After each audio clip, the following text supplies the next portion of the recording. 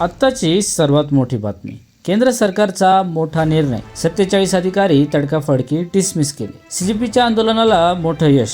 नेमकं काय आहे बातमी, चला जाणून घेऊया. नीट पेपर फुटी प्रकरणानंतर देशभरात चांगलंच वातावरण तापलं आहे. शिक्षण मंत्री धर्मेंद्र प्रधान यांच्या राजीनाम्यासाठी गेल्या महिन्याभरापासून दिल्लीतील जंतर मंतर मैदानावर काँग्रेस जनता पार्टीचं आंदोलन सुरू आहे. आता या सर्व पार्श्वभूमीवर मोठी बातमी समोर येत आहे, ती म्हणजे सीजेपीच्या आंदोलनाला मोठं यश आल्याचं पाहायला मिळत आहे. केंद्र सरकारने मोठा निर्णय घेतला आहे. तब्बल 47 अधिकाऱ्यांना तडकाफडकी डिसमिस करण्यात आलं आहे. सरकारच्या या निर्णयामुळे मोठी खळबळ उडाली आहे. वैद्यकीय प्रवेशासाठी महत्त्वाची असलेली नीट परीक्षेचा पेपर फुटल्यानंतर समोर आल्यानंतर देशभरात मोठी खळबळ उडाली आहे. अखेर ही परीक्षा रद्द करण्यात आली. नीट परीक्षेचा रद्द करण्यात आल्यानंतर काही विद्यार्थ्यांनी आत्महत्या केल्याच्या घटना समोर आल्या होत्या. त्यानंतर पुन्हा एकदा नीट परीक्षा घेण्यात आली. मात्र यावरून वातावरण चांगलंच तापलं आहे. शिक्षण मंत्री धर्मेंद्र प्रधान यांचा राजीनामा घ्यावा या मागणीसाठी गेल्या महिन्याभरापासून दिल्लीतील जंतर मंतरवर सीजेपी अर्थात काँग्रेस जनता पार्टीचे आंदोलन सुरूच आहे. सीजेपी आंदोलकांच्या वतीने संसदेवर देखील मोर्चा काढण्यात आला.